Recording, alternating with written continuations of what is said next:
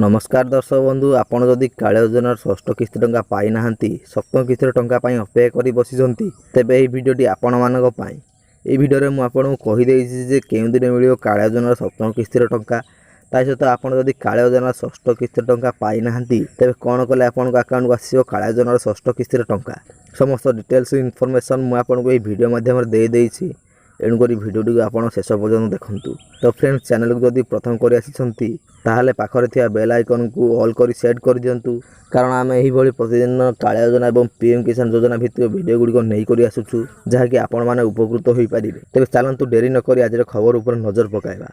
तो दर्शक बंधु जदि आपण जने कालिया योजनार योग्य हिताधिकारी चाषी भाई अटंती तेबे आपण को मिलिबो सप्तम किस्ती टंका। तेबे जदि आपण को नाम कालिया योजनार योग्य हिताधिकारी को लिस्ट रे थिबो तेबे आपण को निश्चित मिलिबो ही टंका।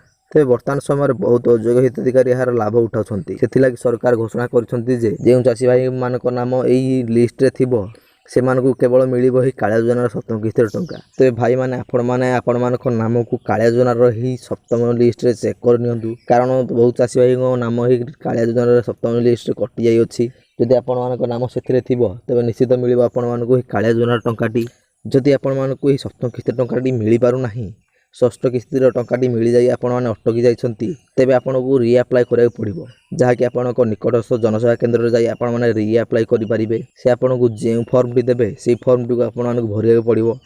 भरि सारला परे आपण मानक अकाउंट को आसी जिवो कालिया योजनार सप्तम किस्ती टंका। जदि ता परे भी आपण मानक अकाउंट को कालिया योजनार सप्तम किस्ती टंका आसु नाही तेबे आपण को मो नेक्स्ट वीडियो रे कहि देबी जे आपण माने किपरि कालिया योजनार सप्तम किस्ती एवं समस्त किस्ती टंका पाई परिबे ता पर एक डिटेल्स वीडियो बनै देबी।